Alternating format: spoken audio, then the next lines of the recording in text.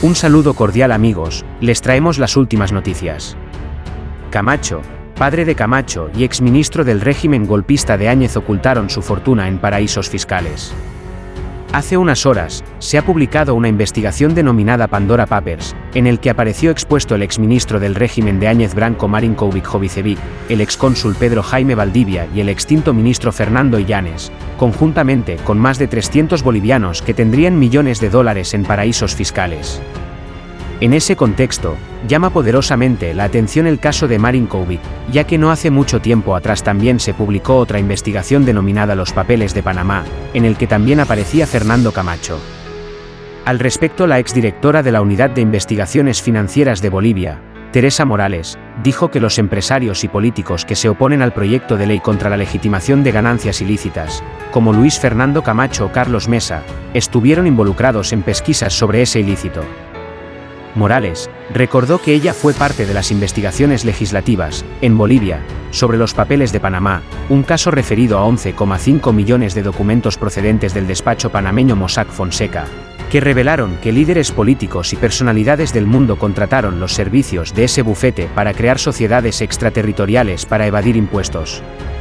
La exdirectora dijo que la investigación de la Asamblea Legislativa Plurinacional determinó que Luis Fernando Camacho y su padre, José Luis Camacho, exportaron capitales de manera camuflada con el fin de no pagar impuestos en Bolivia. En el resumen del informe aparece Camacho en las filtraciones del Consorcio Internacional de Periodistas de Investigación, en los roles de intermediario y oficier en los papeles de Panamá.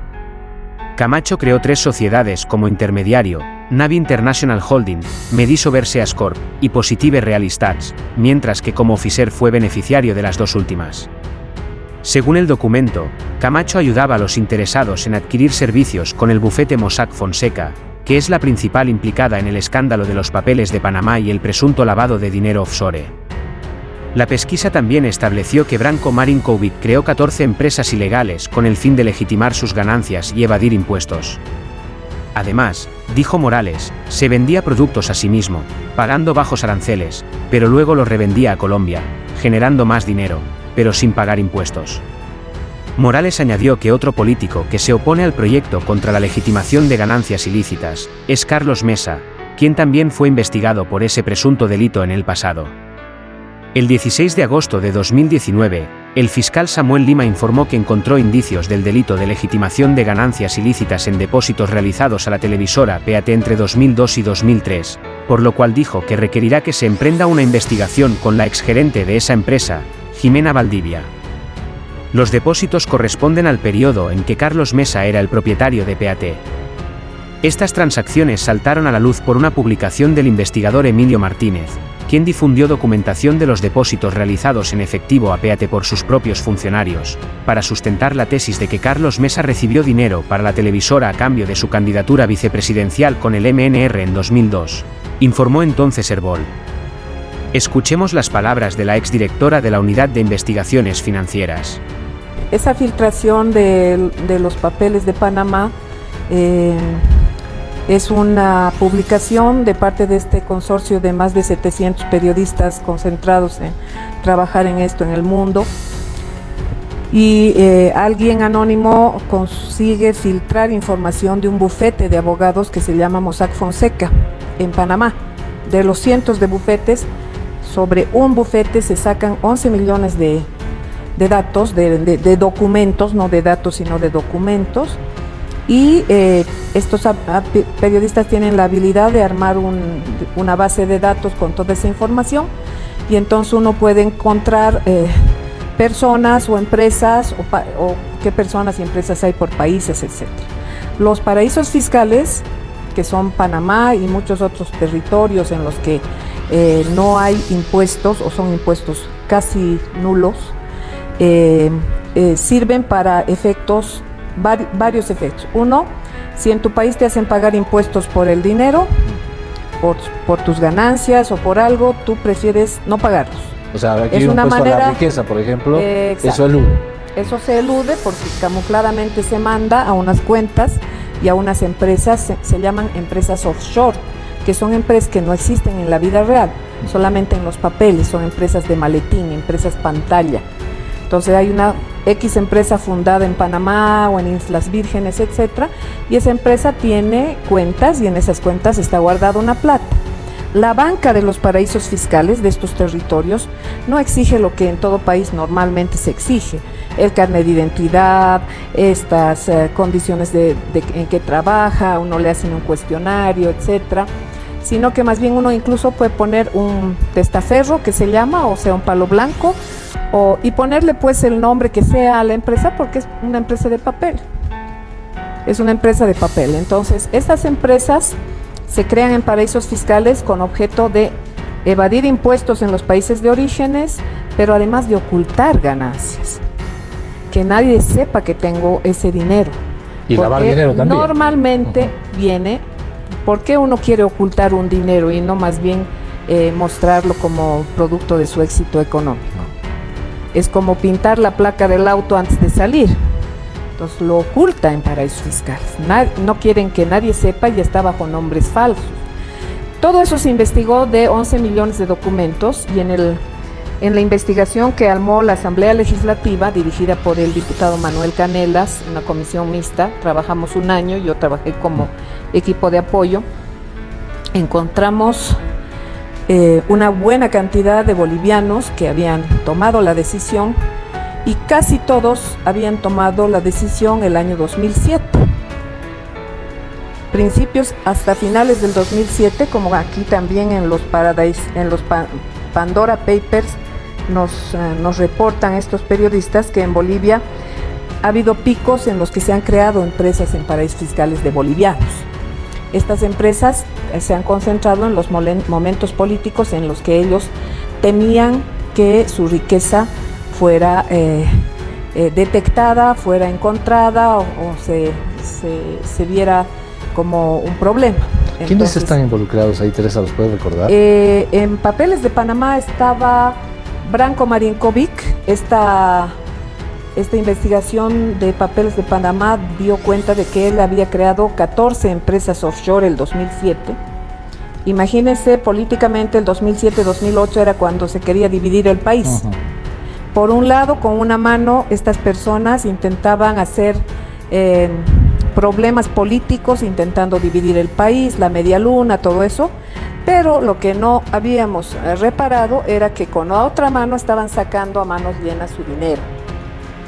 Y en realidad este tema de la batalla política era una cortina, servía como cortina de humo para bloquear que se entienda y se conozca que ellos estaban, y nunca lo hubiéramos sabido si no hubiera sido la filtración de los papeles de Panamá. Ahí descubrimos que la familia Marinkovic, Branko y sus hermanas y sus sobrinos y los cuñados, eran como 10 personas de la familia, que tenían como 14 empresas offshore, y con cada una operaban para succionar divisas y sacarlas al exterior y no pagar impuestos y además ocultarla. En esos mismos tiempos, Branko Marinkovic, que tenía durante el gobierno de Evo 2007, 2008, 2009, tenía una empresa de aceite. Frente al gobierno lloraba miserias, decían: estoy en la pobreza, no puedo vender la cascarilla de soya a los lecheros porque eso me hace perder mucha plata. El precio justo que habíamos puesto como necesidad en Bolivia, poner un precio bastante consistente para que la gente pueda pagar el aceite comestible, y por otro lado limitar las exportaciones, y decía: no, ese precio no puede ser, es que está mal. Venía a llorar miserias. Yo era ministra, primero fui viceministra y después ministra justo de esos temas, y claro, daba la impresión de que efectivamente habíamos hecho medidas consistentes de tal manera que se habían limitado sus ganancias. Después se filtra esto y recién entendemos cómo operaba con sus precios de su soya. Se vendía a sí mismo en realidad a precio muy bajo, intentando bajar la base imponible en Bolivia. Luego le subía el precio y recién la soya que él exportaba se exportaba a sí mismo a Panamá, a él mismo, a una empresa offshore, Ratsil Corporation, que era una empresa de él y de sus hermanas. Cuando se filtró recién se supo, pero él salía en prensa diciendo que está exportando a Panamá. Sin embargo, en Panamá se exportaba a muy bajo precio a Panamá, perdiendo plata supuestamente, Y aquí, claro, el impuestos decía, pucha, qué mal, le está yendo pésimo. Y entonces, luego de Panamá, exportaba a Colombia con el precio real. Y en Colombia, y la soya no iba a Panamá y a Colombia, la soya iba directo de Santa Cruz a Bogotá. O sea que era una triangulación de papeles. Entonces, es un dinero que es fruto de evasión fiscal, de que no quieren pagar impuestos y que además quieren ocultarlo, porque debe ser mal habido.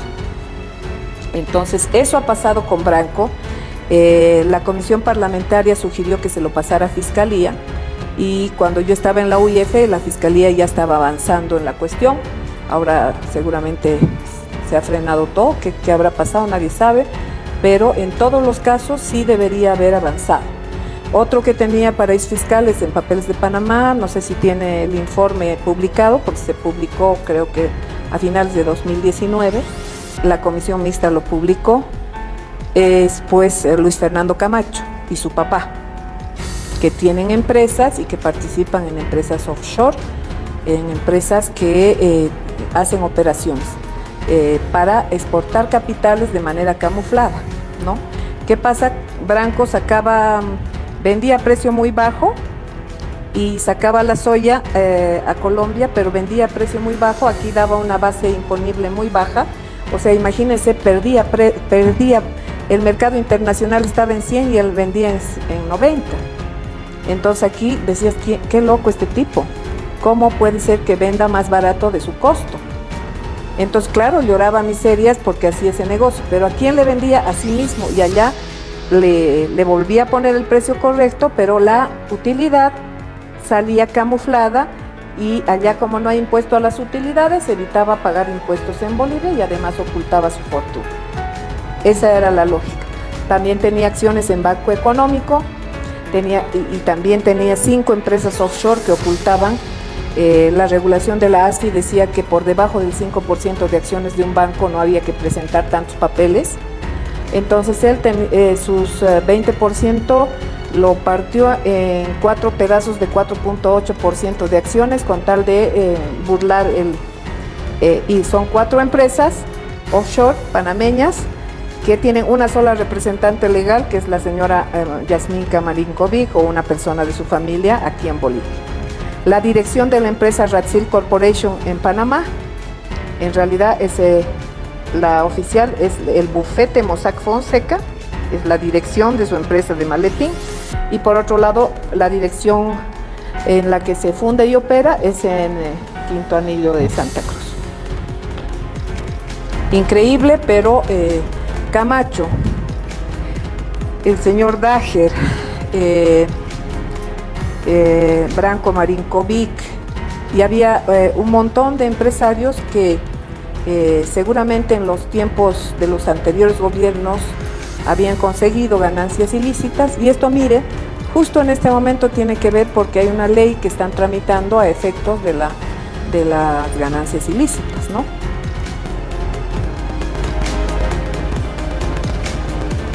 Señora Teresa Morales, muy buenas noches desde Santa Cruz. Bueno, y una de las preguntas es, ¿por qué debe interesarnos este tema como bolivianos? Es decir, ¿de qué manera esto afecta ya sea al Estado o al ciudadano boliviano? Y por otro lado, si existen sanciones para esto. Usted hablaba de evasión de impuestos, ¿no es cierto?, o ganancias ilícitas. ¿Hay manera de continuar con estas investigaciones y de que pueda haber sanción en nuestro país? Sí, por supuesto que sí. Todos los países están concentrados en estrategias para evitar que la plata salga. Desde Estados Unidos, pasando por China, por todos los países del mundo, están concentrados en evitar que salga plata de sus economías, porque eso es una fuga de capitales, es fuga de divisas, dólares que se van. El Banco Central compra de la Reserva Federal, o más bien adquiere de la Reserva Federal dólares, estos dólares los introduce en la economía. Sin embargo, estos dólares vuelven a fugarse a Estados Unidos, y el Banco Central tiene que volver a comprar. Suscríbete a mi canal para recibir más videos.